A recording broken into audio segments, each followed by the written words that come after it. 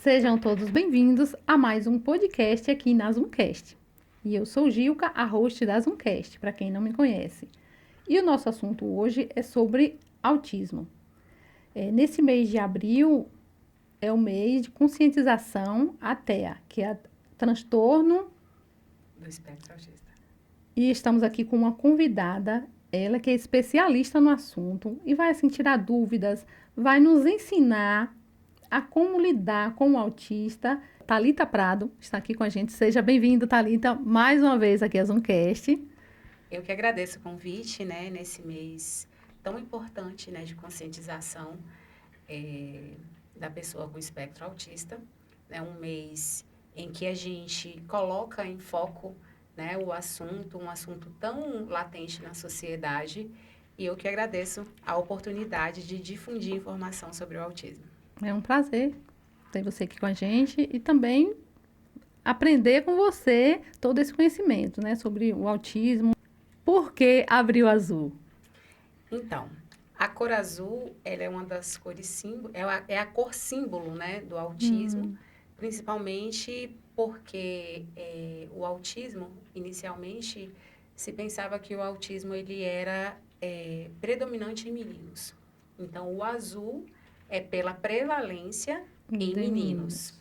Então, a cor é por isso, e o mês foi instituído, né, pela ONU, esse mês de conscientização para se falar, para se difundir, para se Conscientizar trazer mais, esse né, as assunto pessoas. no foco social, para que as pessoas, né, tenham mais conhecimento sobre como lidar com a pessoa autista. Então, vamos entender o que é autismo. Defina isso aí pra gente. Então, né, a pergunta que não quer calar, o que é autismo, né? Sempre perguntam pra gente o que é o autismo. Nós temos muitas evidências científicas, né, sobre o transtorno do espectro autista. Ele é um transtorno do neurodesenvolvimento. Não se tem uma causa específica fechada, mas a gente fala em múltiplos fatores, né, genéticos, neurobiológicos, fatores externos, ambientais, né, que podem interferir para gerar o transtorno. A gente fala em prematuridade, fala em idade dos pares, né, dos pais, na gestação. Então, são fatores que contribuem para o transtorno do espectro autista. E como você falou, não tem uma causa. Não tem uma causa, nós temos indícios científicos colocando o principal fator como causa o fator neurobiológico. O autismo, ele é uma doença? Tem alguns fatores que causam Então, esse transtorno? é importante a gente ter ciência de que o autismo, ele não é uma doença, né? E ele não é também uma deficiência. Ele é um transtorno do neurodesenvolvimento, né? Quando a gente fala em doença, a gente pensa num tratamento, em cura, e o autismo não tem cura. Mas eu costumo dizer que a cura do autismo é a informação, é o saber lidar na sociedade, né? Porque as pessoas querem ser entendidas, elas querem ser compreendidas. E eu acho que esse espaço é muito importante para a gente falar sobre isso, né? Então, você fala de sintomas. Toda pessoa, ela tem marcos de desenvolvimento que são padrão. Porque para você saber, ter um Isso. diagnóstico, tem que ter algum sintoma, Exatamente. alguma causa, Então, né? assim, os pais, eles acompanhando, né, o desenvolvimento do filho, eles vão perceber se algo não está dentro da idade certa para que aconteça, né? Então, a gente percebe se a criança, ela não consegue sustentar o olhar, se a criança, ela brinca, mas o brincar dela não é aquele brincar simbólico, aquele brincar de faz de conta. Ela tem dificuldade com a interação social, o repertório de palavras dela geralmente é monossilábico, né? Por exemplo, uma criança com 2 anos, ela deve apresentar pelo menos 50 frases curtas. Então, se você vê que a criança está chegando aos 2 anos, tem um atraso de fala, tem um atraso no desenvolvimento psicomotor, a criança ela está andando na ponta dos pés, o brincar da criança Isolado, né? É isolado, tem um hiperfoco em alguma brincadeira ou em algum objeto, em algum assunto, a gente levanta hipóteses, né? E vai em busca de saber o porquê, né? Dessas questões que estão aparecendo. No caso, quanto mais você descobrir antes, melhor, Com né? O certeza. diagnóstico vai ser mais rápido para você descobrir, ou Sim. como é que essa mãe pode ver? Ah, meu filho tem esse detalhe aqui, já vai levar para ver se tem, para fazer diagnóstico, Sim. para Bom, orientar as mães, o que você para diria? toda deficiência, quanto mais precoce, melhor. Porque a gente está falando em déficit de habilidades. Habilidades comunicativas, habilidades psicomotoras, né? Então, quanto mais cedo forem as intervenções, quanto mais precoces forem as intervenções, nós teremos um ganho de desenvolvimento dessa pessoa.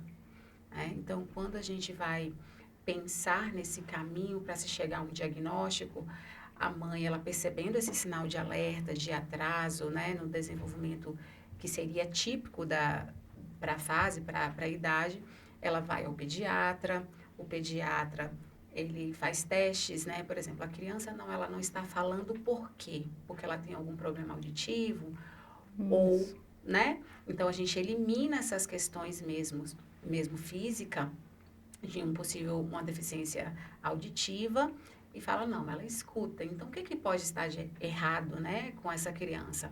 Então, a gente vai para um neuropediatra, a gente vai para um psicólogo. Então, essa equipe multidisciplinar, aplicando testes e tendo habilidade, né, habilitação para diagnosticar o transtorno do espectro autista, ela fecha um diagnóstico. Hoje em dia, com o avanço das pesquisas, das informações, nós temos aí um aumento também nos diagnósticos, né? E tem sido cada vez mais precoce, e isso é muito importante. Até por aqui, essa equipe, como você falou, né, de profissionais. Sempre tem que ter essa equipe para ajudar, ou Sim, vocês fazem esse diagnóstico sem essa equipe? professor ou profissional especialista na área que trabalha psicopedagogo, neuropsicopedagogo, nós não temos competência para fechar um diagnóstico, tá? Tem que ter essa Nós equipe, nós levantamos hipóteses. Essas crianças sim. chegam a nós, muitas delas chegam, né, nos consultórios de psicopedagogia por alguma indicação da escola, né? E se isso passar, né, nessa primeira infância de 2, 3 anos, essa criança chega na escola, é muito comum chegar na escola e a escola perceber, chamar esse alerta Isso, para a família e encaminhar para todo este caminho para o diagnóstico. E sim. aí o primeiro passo é levar para os profissionais, e um deles é também o psicopedagogo, né, o especialista na área, que vai diagnosticar, que vai levantar hipóteses para contribuir para fechar esse diagnóstico. E a partir disso começam as intervenções, tanto com psicopedagogo, fono, psicólogo, né? Toda a equipe multidisciplinar para a gente correr atrás mesmo desses déficits que o autismo ele traz na pessoa. Porque o autismo geralmente ele está ligado a uma outra comorbidade, né? Então o autismo os estudos apontam que nem sempre o autismo ele vem só com o autismo, né? Nós temos o Tem que ter alguma coisa TDAH, a nós mais. temos o TOD, tudo como comorbidade, né? É comum E também não tem, para definir, tem o TDAH e você saber que é autismo ou TDAH. Tem essa a dificuldade, comorbidade, né? Muitos autistas antes eram só só TDAH. diagnosticados como TDAH, né? Ou como TOD. Então, com a qualidade do diagnóstico, a gente consegue perceber também o autismo, Melhor. né? Melhor. E hoje tem estudos apontam, né, que muitos adultos estão descobrindo que têm o Sim, autismo. Então passou uma vida toda com aquele. A gente sim. vai falar, vou perguntar também sobre os graus, né? Não sei se é a palavra certa, se é graus, mas muitos adultos hoje estão descobrindo que Sim. têm o autismo. A última pesquisa que nós temos, falando de prevalência do autismo, aponta de, de que cada 36 pessoas, né, nascidas, uma é autista. Isso, uma pesquisa feita nos Estados Unidos, com Então um é muito, recorte né? de crianças de 8 anos. e num período pandêmico, né? Então, nós temos esse biênio, né, que geralmente é feito de 2 em 2 anos, e a gente, no Brasil, a gente tem como parâmetro também os dados, né, americanos, para que a gente tenha essa noção de Noção de quantos... quantidade, né? Exatamente. Então, nós já sabemos que o número é crescente, né? Eu já falei inicialmente da qualidade do diagnóstico e também pelo diagnóstico tardio, né? Muitos adultos estão se descobrindo autistas, né? Com a difusão de informação, às vezes Ah, também descobrindo o diagnóstico do filho. e tem um fator hereditário, o Sim. filho é autista, o pai também vai investigar e descobre Você vê que a é carga autista. genética, né? Uhum. Se na carga genética, então, percebe, muitos diagnósticos serem tardios justamente por essas comparações, né? Dizer assim, mas o tio também demorou a falar, Então aí já o pai também já era é um assim sinal. quietinho, né? Então, assim, talvez também fossem, Poxa, né? isso E aí. numa época em que não se tinha tanta informação, em que era tabu falar em autismo, falar Sim. em deficiência, falar em transtorno, né? Essa aceitação da família. Nós ainda temos uma barreira muito grande que é o reconhecimento da família, né? Em aceitar o autismo. Então, quanto mais a gente fala, também de como a vida dessas pessoas pode ser transformadas com as intervenções, com as terapias corretas, né? Também isso encoraja os pais a irem cada vez mais cedo a buscar o diagnóstico, e isso é fundamental para que essa pessoa tenha o seu desenvolvimento dentro de tudo que ela pode ser, né? Considerando as suas potencialidades, agindo sobre as suas dificuldades, e esse é o objetivo, né? Fazer essa pessoa estar na sociedade de uma maneira ativa, porque ela tem direito, Produzindo, né? sim, ela tem Normal. direito a trabalho, ela tem direito, todos os direitos civis estão ligados ao autista, e todos os direitos da pessoa com deficiência também cobrem o autista, além de uma lei específica para o autismo que também a ampara. Então, são muitos os direitos, né? Direito, por exemplo, da família. Se o pai for funcionário público, ele tem direito à redução de trabalho, de carga horária de Porque trabalho. uma atenção maior aquele Exatamente, de filho, né? acompanhar terapias, ou talvez uma necessidade específica, né? Então, muitos direitos estão assegurando e até amparando as famílias a terem, né, a iniciativa de lutarem, E né? também apoiar, né, esse autista. E, assim, esse adulto que descobriu já na idade o tanto de tempo que ele não sofreu, porque Sim, tem alguma coisa ali nele que vai fazer ele sofrer. claro. Então, tem o bullying na escola, tem... Por Porque às vezes a ser pessoa não sabe, incompreendido, né? né, Gilca? Isso. O desconhecimento, ele gera exclusão, ele gera bullying, ele gera a incompreensão. Então, imagina, uma pessoa que tem seletividade alimentar, né? Por conta, você falou dos sinais, né? Seletividade alimentar, a gente tem o transtorno sensorial.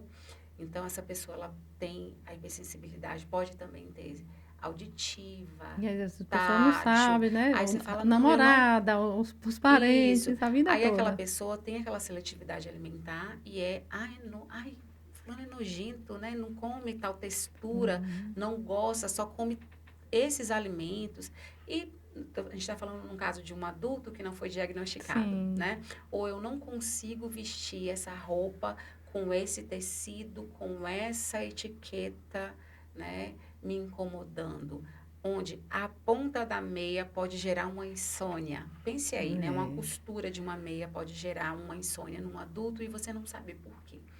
Então, assim, a incompreensão tanto da sociedade, dos amigos, da família, por querer forçar algo que é um déficit, né? E ele não No sabia, né? No caso, nesse processamento tempo todo, sensorial. até descobrir. Então, a descoberta vai ajudar essa pessoa. Porque eu vi uma entrevista com ele descobriu já adulto. Ele disse que descobriu porque ele entrava no hotel e na hora do banheiro o exaustor liga sozinho. Ele disse que não conseguia, que aquilo ali incomodava ele. E ele deixava a luz desligada, ligava o celular. Através desse sinal, ele Sim. foi procurar ajuda e realmente tinha autismo. Você falou de comorbidade. Como a gente pode diferenciar uma criança que é imperativa do autismo? Se é hiperatividade ou se é autismo? Pronto. Comorbidade é algo que vem junto.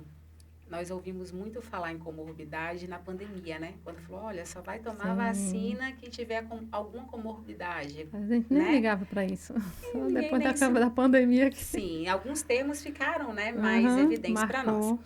Então, assim, quando a gente fala em comorbidade, a gente está falando em associação, né? Que está junto.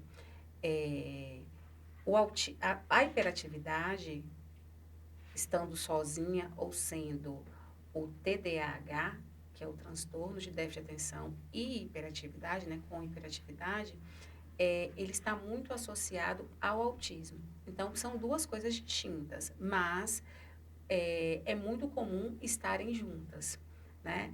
Nem sempre uma criança com autismo que tem uma agitação, né, que essa agitação, a necessidade de estar correndo, girando no próprio eixo, né, ou estar em movimento, nem sempre esse comportamento é a hiperatividade.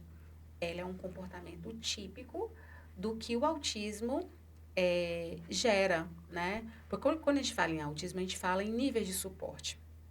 Quais Né? são esses níveis de suporte? Pronto. Antes a gente falava em autismo leve, moderado e severo. O termo adequado hoje é a gente pensar no nível de suporte. Nível de suporte 1, 2 e 3. Né? Então, o nível de suporte é o quanto de suporte aquela pessoa precisa para executar tal ação. Qual o nível de suporte que ela precisa para a comunicação? Qual o nível de suporte que ela precisa para a autonomia de vida diária? E N coisas. Quando a gente fala em espectro, a gente pensa numa onda em que essa pessoa pode estar em cima e ela pode estar embaixo, né? Em nível de suporte. Então, nem sempre nem autista nenhum é igual a outro. Não tem ninguém igual a Não tem. Esse daqui é específico. O nível de suporte pode ser o mesmo, porém as especificidades são diferentes. Então, ele pode ser nível 1 e ser verbal, né? E ele pode ser nível 3 de suporte e também ser verbal. E vice-versa. Né? Então, ele pode ter problema com interação social, que é uma das principais características, essa questão da interação social, ou ter mais facilidade, ou não conseguir mesmo se relacionar. Então, esses níveis de suporte, eles são definidos dentro do quanto de suporte essa pessoa precisa para executar tal tarefa, ou o quanto as comorbidades também associadas ao autismo causam déficits no processamento e no desenvolvimento da pessoa. Perfeito. E qual a importância do diagnóstico? Você já falou aí de vários graus, desse suporte todo. Qual é essa importância desse diagnóstico? Pronto. O diagnóstico, ele não deve ser uma sentença. O diagnóstico, ele é o ponto de partida para a ação. Né? Então, você tem o diagnóstico e legitima tudo o que aquela pessoa precisa de intervenção. Né? Então, com o diagnóstico... ajudar a pessoa. Às vezes a família tem o medo perde do o chão diagnóstico. Porque o diagnóstico é muito comum, gente, vocês que estão assistindo, que é pai, que é professor, ou que está em fase de investigação, de fechar um diagnóstico, esse momento também é de encorajar vocês a irem para a luta. O luto vai ser muito comum. Você estar, né, Diego, você receber, saiu do meu controle, né? É algo que eu não esperava. Porque quando a gente fala em autismo, existem alguns termos, principalmente o típico e o atípico, né? Então, quando a gente fala em autismo, a gente fala desse cérebro diferente, que funciona diferente, esse cérebro neurotípico, né? Neuroatípico também é outro termo. Então, esse cérebro atípico que funciona fora de um padrão que nós já estamos, né, acostumados, ele pode gerar realmente nas famílias esse susto inicial, esse medo do futuro, né? Então, O diagnóstico, ele é fundamental, ele é o ponto de partida, ele é um norte, mas ele nunca deve ser uma sentença. Porque quando a gente fala em autismo, o foco deve ser nas habilidades dessa pessoa, né? O que essa pessoa tem de potencial? Nós temos autistas aí na sociedade desempenhando Papéis múltiplos grandes, né? papéis, né?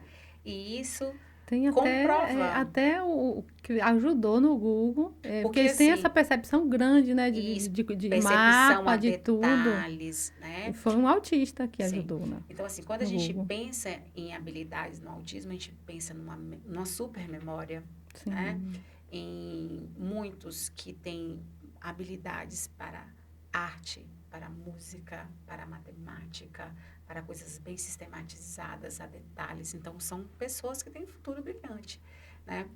Não quer dizer que um autista, ele vai ter deficiência intelectual. Pode estar associado, Como você mas falou do leve, do 1, 2 e o 3. O isso, 3 pode ter mais pelo nível esse de... déficit de Olha, intelectual? a gente pensa que essa pessoa de nível 3 ela tem muito mais dificuldade em expressar tudo o que sabe.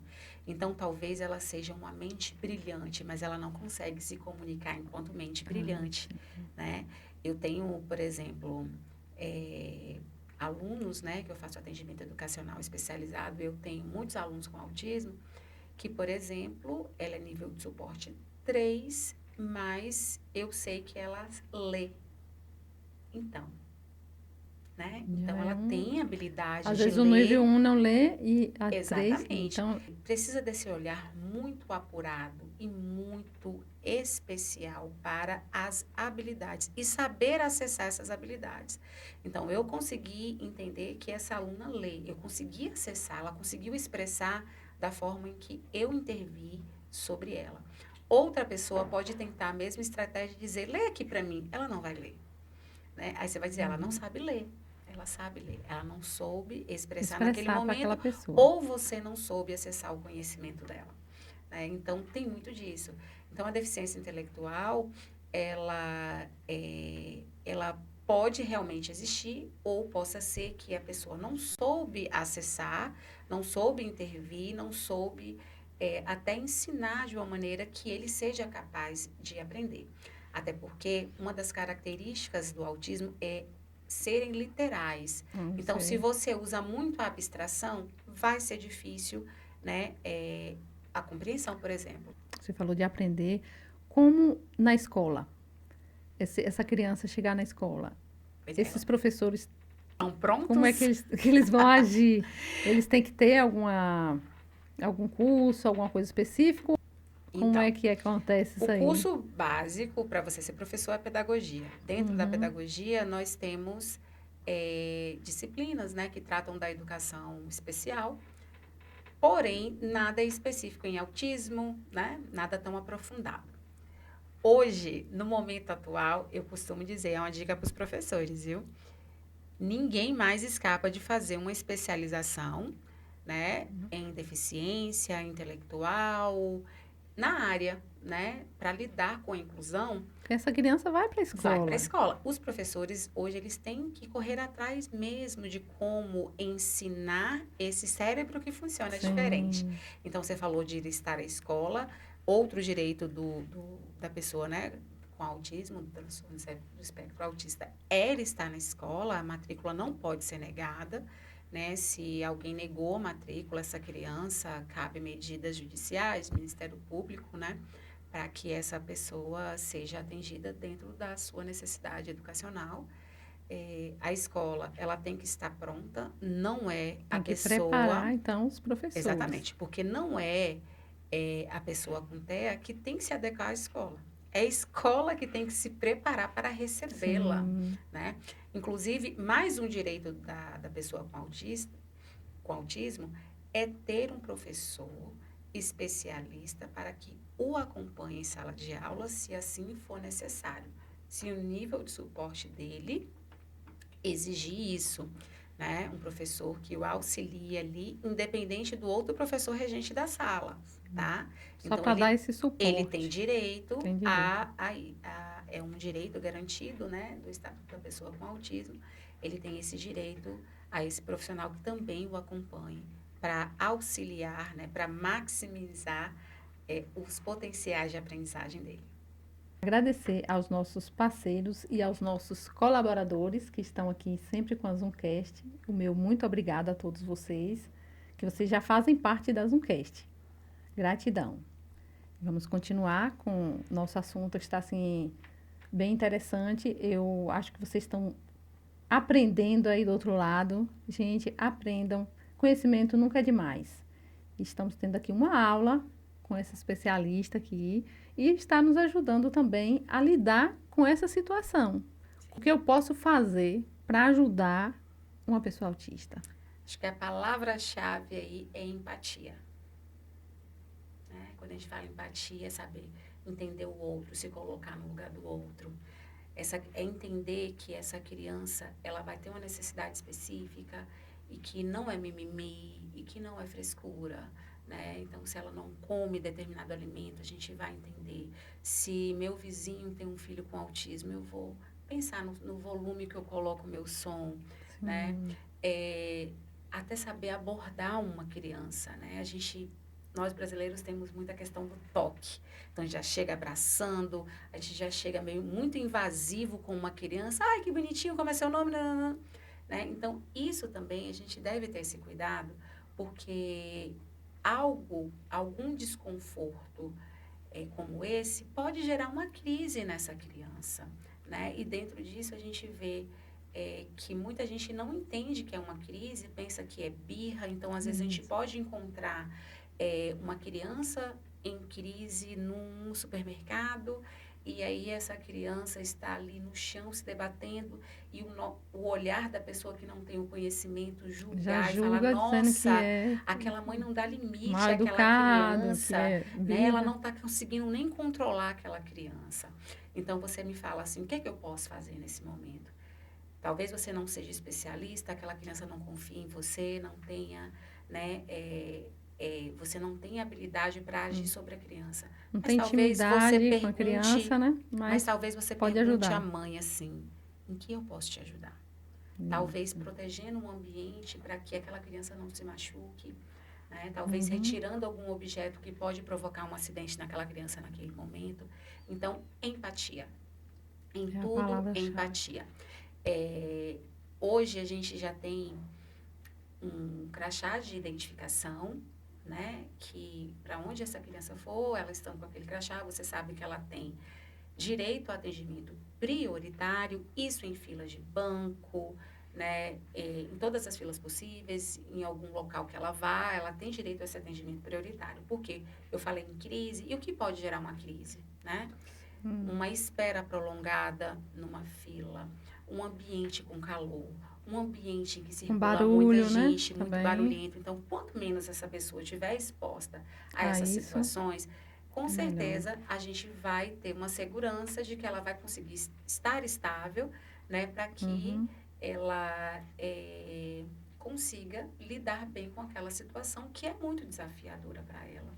Né? Você falou num adulto com autismo. Então, durante o dia a dia, um adulto com autismo, ele tem que lidar com muitos desafios. Muitos obstáculos, do né? trânsito, das pessoas passando, daquela movimentação, que aquilo pode ser algo muito grande para ele. Para a gente não, para a gente do dia a dia é comum, né? Mas o que para a gente pode ser uma tarefa tão básica, tão simples, né? Tão nada, para eles é um desafio diário. Né? E isso é o ponto-chave para a gente ter uma sociedade que inclua todos. Você ter empatia. Aí você falou da birra, mas tem aqueles momentos também de birra, com toda criança tem. Sim. Como identificar uma birra de realmente uma crise? Sim. Toda criança faz parte do desenvolvimento da criança, a fase da birra, né? Quem aí, mãe, nunca teve aquele medo de chegar numa loja de brinquedo, a criança se jogar no chão, né? Pelo menos foi o meu medo enquanto mãe, né? A gente tem esse medo. Mas a birra, ela sempre está ligada a um desejo. eu faço uma birra Pra conseguir porque eu aquilo. quero um sorvete, eu quero um brinquedo, ou eu quero que a minha vontade seja estabelecida naquele momento. A crise, ela é uma comunicação que não está conseguindo ser dita, uma sobrecarga que essa pessoa não está conseguindo controlar. Por trás de uma crise tem um porquê. Então ela não vai fazer isso com o objetivo de ter De um ganhar um brinquedo. doce, de ganhar Não, é um. porque é Não. uma sobrecarga, é algo que ela não está conseguindo suportar naquele momento. É uma comunicação que ela não está conseguindo ter de que eu não quero e você está insistindo e ela entra em crise e ela tem um comportamento, né, que não é o padrão para aquele momento. Né? Então tem essa diferença justamente no objetivo. A crise, ela tem o objetivo de expressar essa, esse não conseguir ou essa sobrecarga, e a birra, ela vai ter o objetivo de De ter conseguir alguma algo. Eu coisa. quero alcançar aquilo, então eu vou fazer essa birra aqui. No final de ano, fizeram uma conscientização grande, né? Da questão das bombas, Sim, dos fogos de artifício. importantíssimo, né? Foi uma conscientização, assim, eu mesmo não tinha conhecimento, assim, que A gente era nunca para pensar em coisas tão... tão naturais que não nos os incomodam, né? os vídeos foram, assim, Sim, tão impactantes. sim. Marcou demais aquela criança ali, né? Por causa do fogos. Essas questões dividem opinião, até porque a Ali sociedade, ela é uma acaba sendo, crise. Ela entrou em uma crise por causa de um sim, fogos. Então, você está se divertindo com aqueles pra fogos, gente é mas lindo, maravilhoso, aquela mas pode ser um criança está ali sofrimento, né? sofrendo, ou aquele adulto, né, que Sim. não Alguns consegue. estudos apontam até em dor física com a hipersensibilidade auditiva, né? Então, imagina, você gerar um sofrimento, né, para uma parcela da sociedade, né, com fogos, com bombas, né? Então, é algo para a gente pensar, são adaptações tão simples que a gente Coisa pode básica e que fazer, a gente né? pode E ajudar. a gente pode mudar, né, aquele quadro naquele momento, que talvez seja um momento muito difícil para aquela Sim, pessoa, né? Então, são atitudes simples que a gente vai fazendo a diferença. E aí a importância desse mês, eu volto para falar, quanto mais informação nós temos, mais a melhor. gente começa a repensar sobre essas questões. Porque muita Sim, gente, por falta de conhecimento, acaba discordando, criticando, mas por causa de um, dois, a gente vai parar de ter já aquele show pensou? pirotécnico, né? Então, assim, é importante a gente se colocar no lugar do outro, né? Sim, eu acho que isso aí entra direitinho aí, de como eu posso Sim, ajudar. e como você pode ajudar? Como Sendo você pode ajudar, você que compreensivo. está em casa, que está assistindo. Mande esse podcast para alguém que você vê assim, que vai precisar desse conhecimento. Envie, compartilhe conhecimento. E então é isso, a gente tentar sentir a dor do outro, né? Sim, É isso aí. você pensar em ambientes que sejam, que atendam a todas as necessidades, a gente pensar em atitudes, a gente pensar, tem tanta coisa para falar sobre autismo, né? E é o nosso tempo, infelizmente, a gente não pode falar tudo. Mas, assim, é um pouquinho de informação que a gente traz sobre essas especificidades, né? Sobre esse público que é crescente, né? Na nossa sociedade. Eu me pego pensando assim, que na minha infância, eu não me lembro de ter um coleguinha autista, mas com certeza eu tive, Tinha, com né? certeza, Foram né? pessoas que foram ali sendo julgadas pelo seu comportamento Até ou sofrendo tendo bullying, outros né? diagnósticos, viu, Gilga? Sim, Antes era comum dizer que aquela pessoa tinha um déficit intelectual, ou que tinha só TDAH, ou que tinha uma hiperatividade, como você até citou antes. Então, assim, foram pessoas que foram incompreendidas a vida inteira. isso. E a gente chegar, né, num mês em que a gente pode falar, em que as pessoas estão receptivas a ouvir, Sim, né, sobre o TEA, né, uma sigla que nunca se ouviu falar tanto em TEA. sim, verdade. A gente até costuma ver assim, mas está tão na moda falar em TEA. Ainda bem que está na moda falar em TEA, Sim.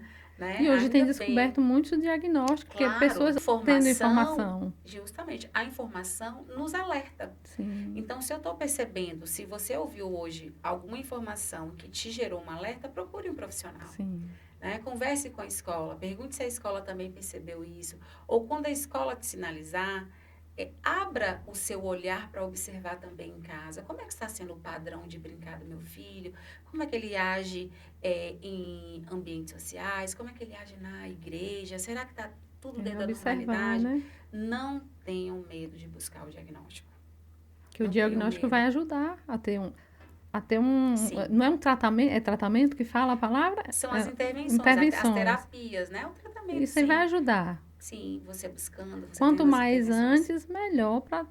tratar Repetindo, né? e diminuir, porque não tem, não tem Não tem cura, né? cura, Não tem cura, porque não né? é uma doença, Não é é uma um doença. transtorno. Exatamente. Não tem cura, mas a gente tem melhoras de nível de suporte, a gente tem pessoas brilhantes, né, na sociedade aí, atuando em N áreas, né, músicos, desenhistas, programadores, gamers, dentro dos seus potenciais criativos, são mentes brilhantes, né, que nós temos Sim, aí. Claro, nós vamos ter nível de suporte em que a pessoa vai ter uma dependência, não vai poder ter aquela autonomia como a gente imagina quando a gente tem um filho. A gente vai criar o filho para o mundo, né? sim. A depender do nível de suporte, essa pessoa não tem uma vida autônoma.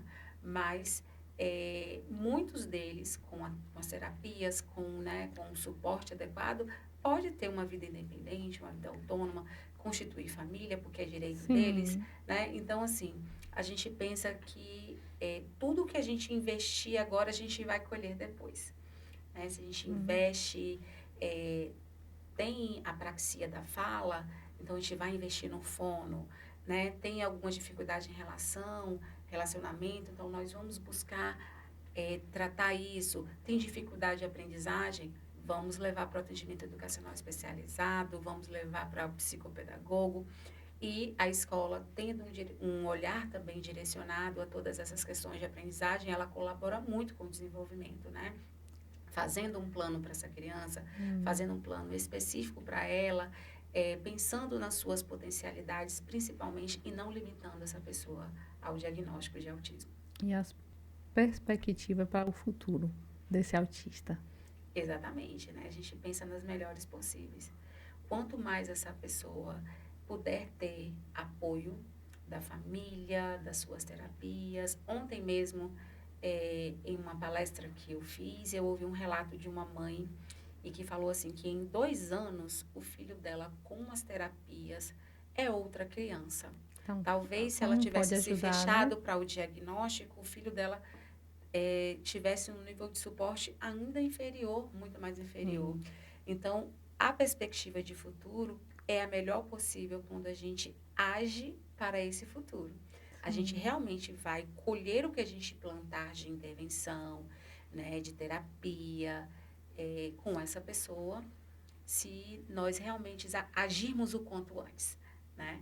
Então, esse é o alerta, esse é o objetivo, né, desse Abril Azul, a gente trazer para o foco a informação, o diálogo, porque o objetivo é que a gente faça uma sociedade inclusiva, uma sociedade em que a gente Melhor, né? entenda as diversidades e pensar nesse cérebro neurotípico, né, que funciona diferente.